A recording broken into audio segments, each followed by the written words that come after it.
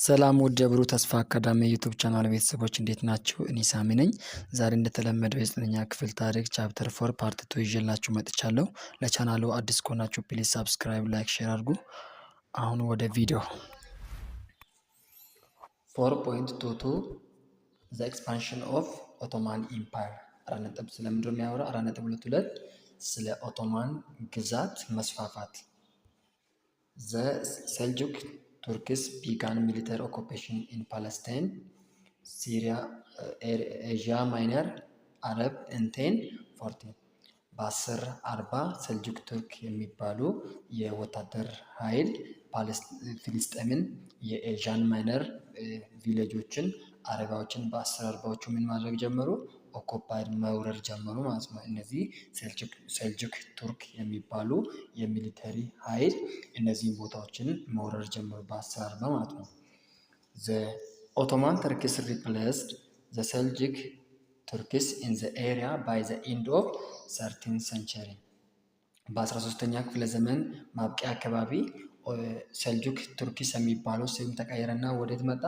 ወደ ኦቶማን ተርኪስ በሚባል ስም ተተካ ማለት ነው። The Ottoman Turks were renamed after their chief Osman or Ottoman. ኦቶማን ተርኪ የተባለው ከምን ተነስቶ ነው? ያንን ኃይል የሚመራ ዋና አለቃቸው ነበር። ማን የሚባል? ኦስማን ኦር ኦቶማን የሚባል በሱ ስም ነው ኦቶማን ተርኪ ተብሎ የግዛቱ ስም በሱ የተቀየረው ማለት ነው። The Ottoman Empire was centered in what is now Turkey. ይሄ ኦቶማን ኢምፓየር ወይም የኦቶማን ግዛት ሴንተሩን ያደረገው አሁን ቱርክ በምትባለው ቦታ ላይ ነበር። ያኔ ሴንተሩን ያደረገው ማለት ማዕከሉን ያደረገው የት ነበር? በአሁኑ ዘመን ቱርክ በምትባለው በዛ ቦታ ነበር ማለት ነው። ዙስ ኢት ዋዝ ኮልድ አስ ኦቶማን ተርኪሽ ኤምፓየር እና ይሄ ምንድን የሚባለው? የኦቶማን ተርኪ ኢምፓየር ወይም ግዛት ነው የሚባለው ማለት ነው። they seized Anatolia in 1336 which became their capital እና እነዚህ ኦቶማን ተርኪ የሚባለው ኢምፓየር ከኋላ ላይ አናቶሊያ የምትባለውን ቦታ በ1336 ያዙት። ከያዙት በኋላ ቅድም የነበረውን ካፒታላቸው የተደረጉት አናቶሊያ ወደሚባለው ወደዛ ቦታ ካፒታላቸውን ቀየሩ ማለት ነው። ይህንን ቦታ በ1336 ያዙት። ከዛ በኋላ የራሳቸውን ካፒታል ወደዚህ ሽፍት ተደረጉት ማለት ነው። At its heyday, the empire captured Adrianople and Solankia እና እነዚህ ይሄ ኤምፓየር እነዚህን ቦታዎችን ሁለት ቦታዎችን ያዙት። አድሪያናፖል እና ሳሎንካ የሚባለውን ቦታ ያዙትና ተቆጣጠሩት ማለት ነው። አድሪያኖፕልን በ1356 ያዙት። ሳሎንካ 1387 ላይ ያዙት ማለት ነው። ይሄ ኦቶማን ተርክ የሚባለው ኤምፓየር ማለት ነው። they defeated the Serbians in 1389 and Bulgarians in 1393 እና ይህ ኦቶማን ኢምፓየር የሚባለው ኦቶማን ተርኪ ግዛት በ1389 ማንን ተቆጣጠሩ? ማንን አሸነፉ?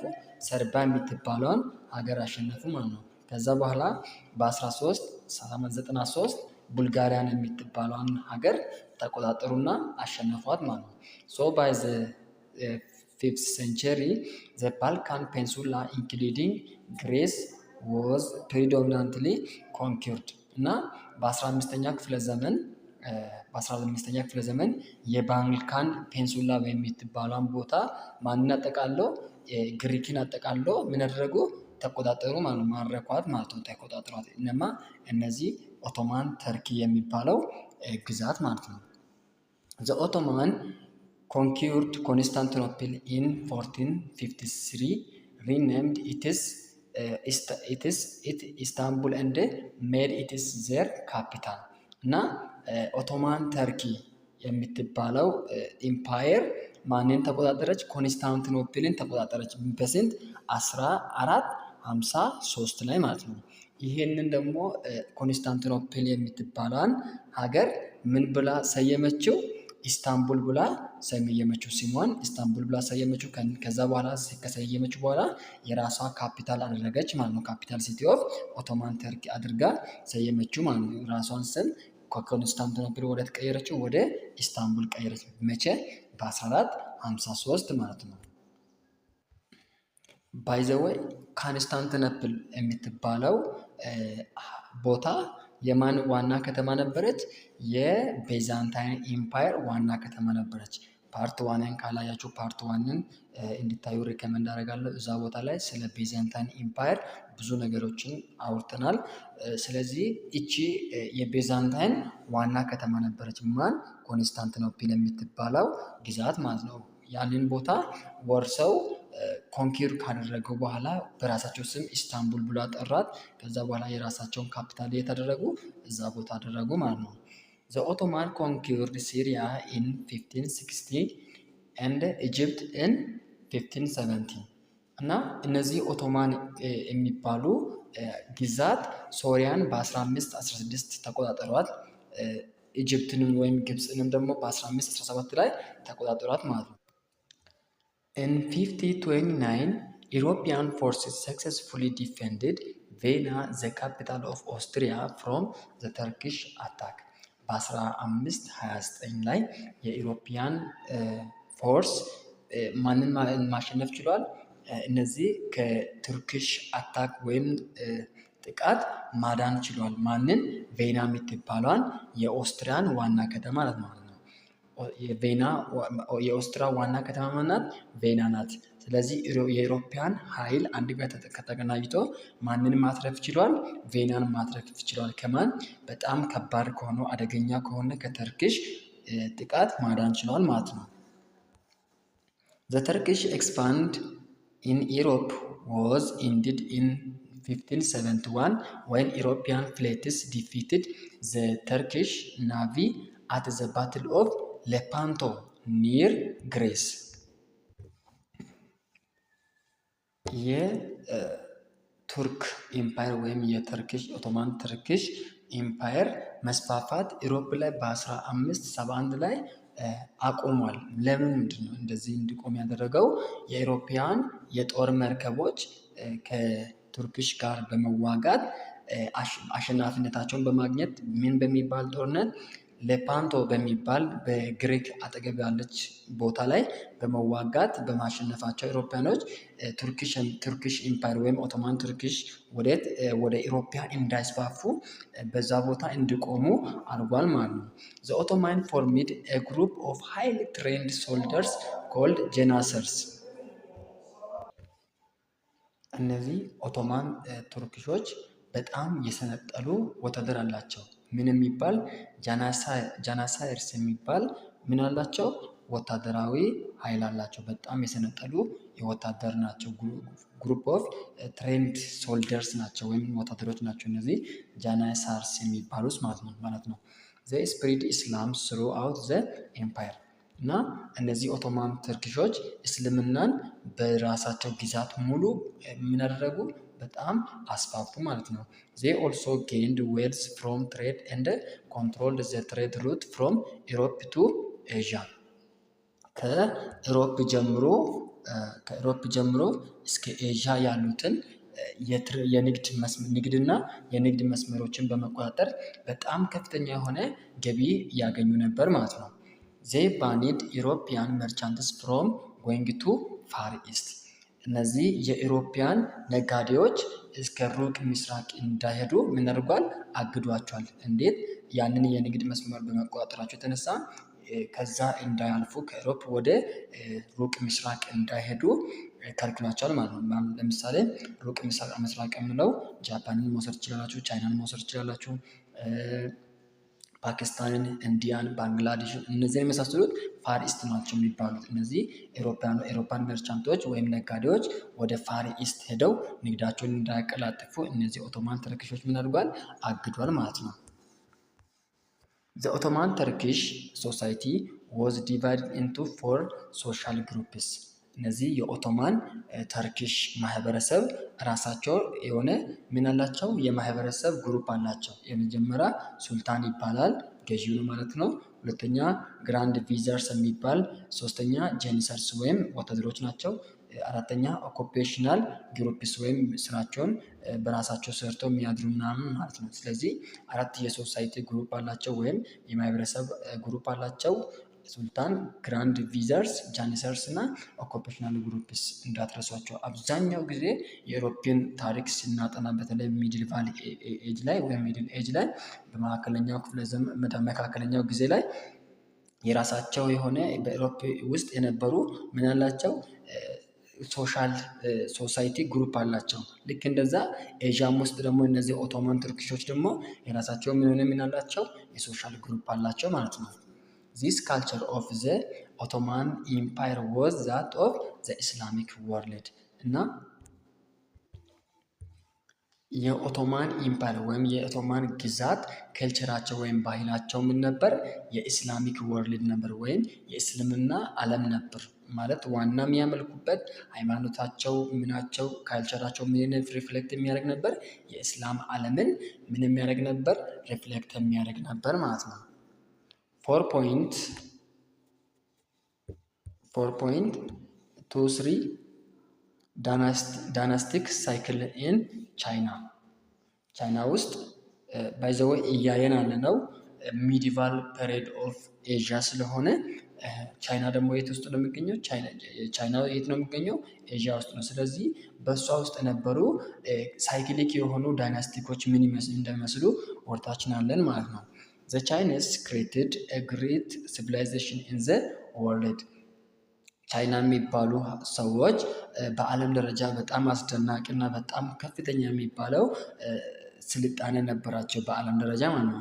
ዚስ ሲቪላይዜሽን ግሬትሊ ኢምፓክትድ አዘር ካንትሪስ ኢን ኢስት ኤዥያ ፓርቲኩላርሊ ኮሪያ እንደ ጃፓን። ይሄ ስልጣኔ በጣም ሌሎች ሀገራቶችን በኢስት ኤዥያ የሚገኙ በምስራቅ ኤዥያ የሚገኙትን ሀገራቶችን ምን አድርጓል? ተጽዕኖ አሳድሯል። ለምሳሌ እነማንን መውሰድ እንችላለን? ኮሪያን መውሰድ እንችላለን። ሌላኛው ጃፓንን መውሰድ እንችላለን። ጃፓንን እና ኮሪያን በተለይ ስፔሻሊ ኢምፓክት አድርጓል ወይም በጣም ተጽዕኖ አሳድሯል። የማን ሲቪላይዜሽን? የቻይና ሲቪላይዜሽን ማለት ነው። ኢን ፖለቲክስ ዘ ቻይኒስ አክሴፕትድ ዘ አይዲያ ኦፍ ዳይናስቲክ ሳይክል እና በፖለቲካ ቻይናዎች ምንን ተቀብሏል? ዳይናስቲክ ሳይክልን የዳይናስቲክ ሳይክልን ሀሳብ ተቀብሏል ማለት ነው። ዚስ ዋዝ as practiced in the following: when a new dynasty took power, it used to be strong, ruled well, and had the support of the people. በሰዓቱ ቻይና ውስጥ አዳዲስ ዳይናስቲዎች ሲመጡ ባይዘወይ ዳይናስቲ ማለት ከዚህ በፊትም በሌላ ቪዲዮዎችን ተናግሬያለሁኝ።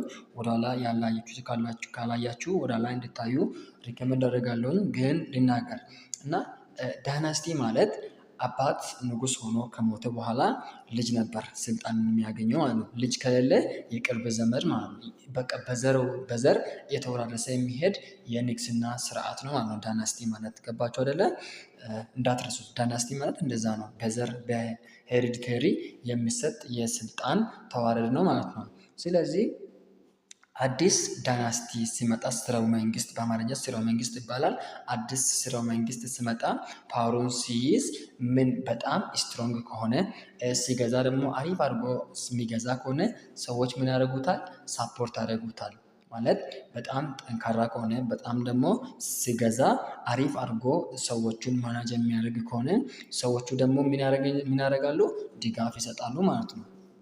However, when it became corrupt and weak and lost the support of the people እና በዛ ሰዓት አዲስ የመጣው ዳይናስቲ በጣም ኮራፕትድ ከሆነ ወይም ሙስና የሚወስድ ከሆነ ሌላ ደግሞ በጣም ደካማ ከሆነ ሰዎች ከሚሰጡት ድጋፍ ምን ያደርጋሉ? ያጣሉ ማለት ነው። ሰዎች ድጋፍ አይሰጡላቸው ማለት ነው። It would lose the mandate of heaven, meaning its authority and legitimacy to rule China. By the way, እነዚህ ዳይናስቲዎች ወይም ስርወ መንግስቶች ሲገዙ እንደምንድን ነው ቻይናዎች የሚያዩት? ማንዴት ኦፍ ሄቨን ብሎ ነው የሚያስቡት። ማለት የመንግስተ ሰማያት ወኪሎች ናቸው እነዚህ እኛን እየገዙ ያሉት ብለው ስለሚያስቡ ምንን ያጣሉ? ይህንን ሳፖርት ማድረጋቸውን ይቀንሳሉ ማለት ነው። ከዛ በእኛ ላይ ምንም ስልጣን እና ሌጂቲሜሲ በቻይና ህግ ላይ ምንም አይነት አውቶሪቲ ወይም ፓወር የለውም፣ ሌጂቲሜሲ የለውም ብሎ ያስባሉ። ነገርየውን ከምን ጋር ያገናኛሉ? ከዲቫይን ፓወር ጋር ያገናኛሉ ማለት ነው። ቻይናዎች ማለት ነው። ሶ ኢት ውድ ቢ ሪፕሌስድ ባይ አናዘር ኒው ዳይናስቲ ፕሮባብሊ ፋውንድድ ባይ ሪቤል ኤንድ ሳይክል ውድ ቢ ሪፒትድ። እና ምን ያደርጋሉ ሰዎች ሲገዛ የነበረው ዳይናስቲ ምን ካልሆነ በጣም ስትሮንግ ካልሆነ በጣም ኮራፕትድ ከሆነ ምን ያደርጋሉ? ሌላ ዳይናስቲ አዲስ ዳይናስቲ ምን ያደርጋሉ? ሪፕሌስ ያደርጋሉ፣ ይተካሉ። ይህንን ደግሞ እንዲተኩ የሚያደርገው አንደኛ ሪቤል ነው ወይም በአመፅ ነው የሚተኩት። ወይም ደግሞ ሳይክሊካሊ አንዱ ከሌላው እንትን እያለ ፓወሩን እየተቀባበለ ይሄዳል ማለት ነው። በጣም በአመፅ ያንን ቦታ ምን ያደርጋሉ? ያንን የራሳቸውን እንትን ያስጠብቁና ከእንደገና አዲስ ምን ያደርጋሉ? አዲስ ዳይናስቲ እንዲተካ ያደርጋሉ ማለት ነው። Nevertheless, there was a long succession of imperial dynasties ruling China from the Qin to the Qing dynasty, which was ended by a revolution in 1911 or 1912. ምንም እንኳን እንደዛ ቢሆን በጣም ረዥም የሆነ የመተካካት ወይም የዳይናስቲው የመተካካት ጊዜ ነበር። ማለት ቻይና ከኪን ጀምሮ እስከ ኪንግ ዳይናስቲ ድረስ በጣም እንትን የመተካካት ጊዜ ረዥም የመተካካት ጊዜ ነበር ማለት ነው። ይሄ ደግሞ የቆመው በምን ነበር? በሪቮሉሽን ወይም በአብዮት ነበር። መቼ? በ1911 ወይም በ1912 ማለት ነው። 4.3 ዘ ዴቨሎፕመንት ኦፍ ኤርሊ ካፒታሊዝም 4.3 ስለምንድን ነው የሚያወራው? የቀድሞ ካፒታሊዝም ስርዓት እድገት ምን ይመስላል የሚለውን ነው የምናየው። The development that distinguished capitalism from previous system used accumulated capital to enlarge productive capacity rather than invest in economically unproductive enterprises such as pyramid and cathedral.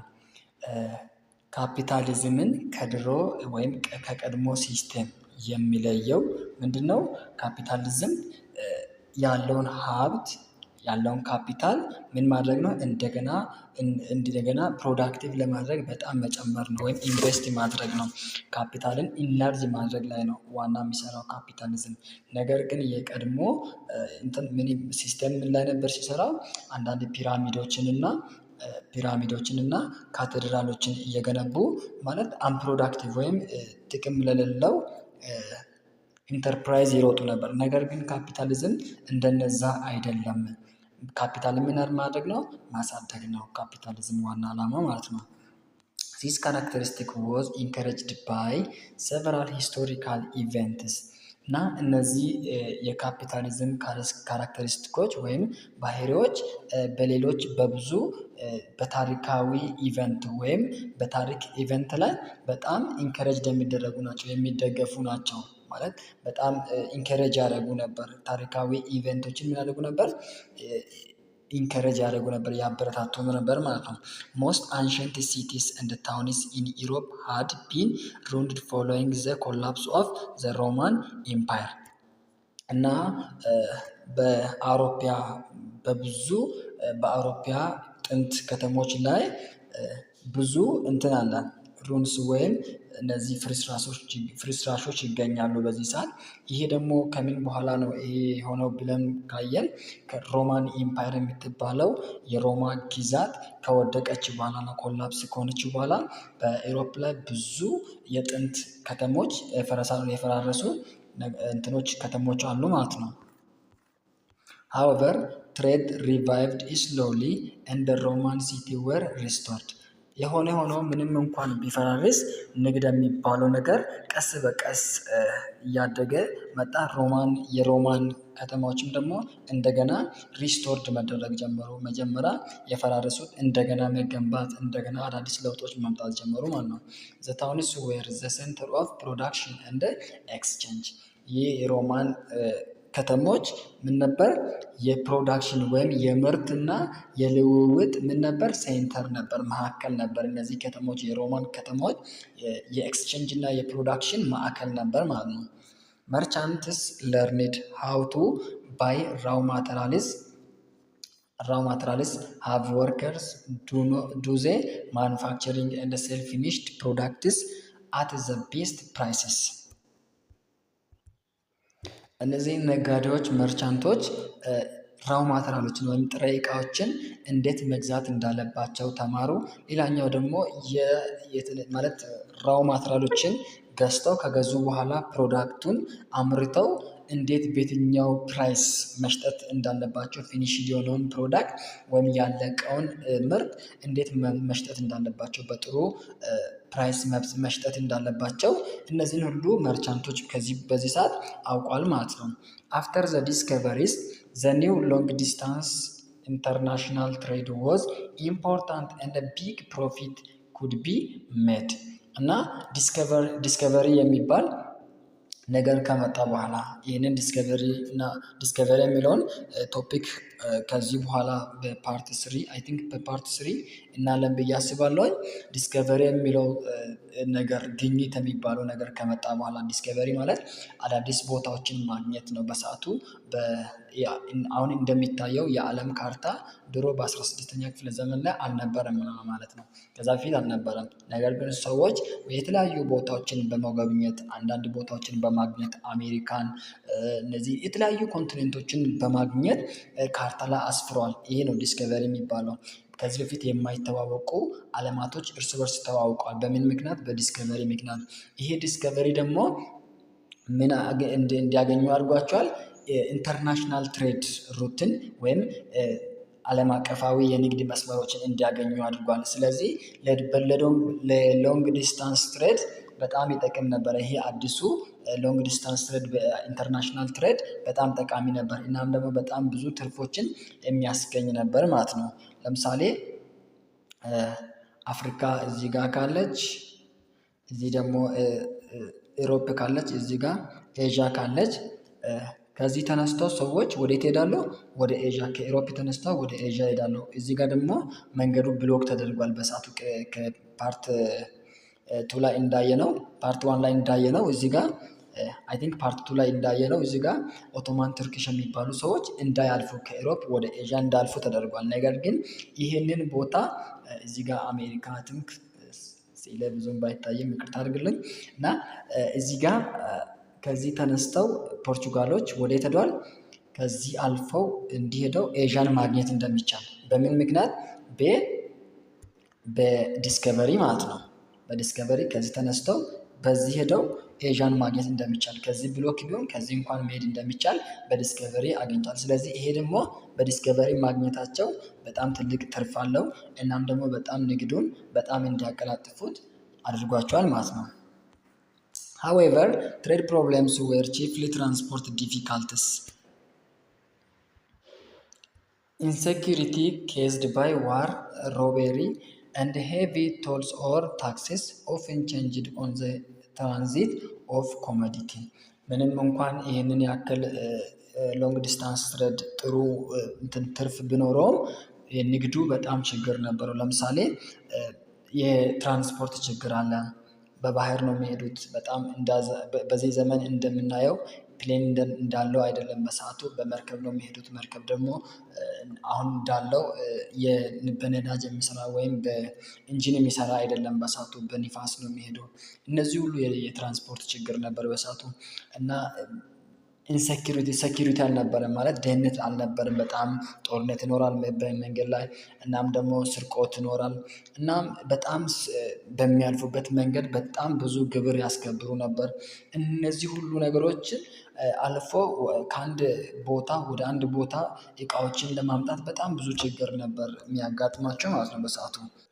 በቀጣይ 4.4 ዘ ኤጅስ ኦፍ ኤክስፕሎሬሽን እና ዲስከቨሪ የሚለውን ቶፒክ እናያለን። ሰብስክራይብ ካላደረጋችሁ ሰብስክራይብ አድርጉ። ቸር ሰንብቱ።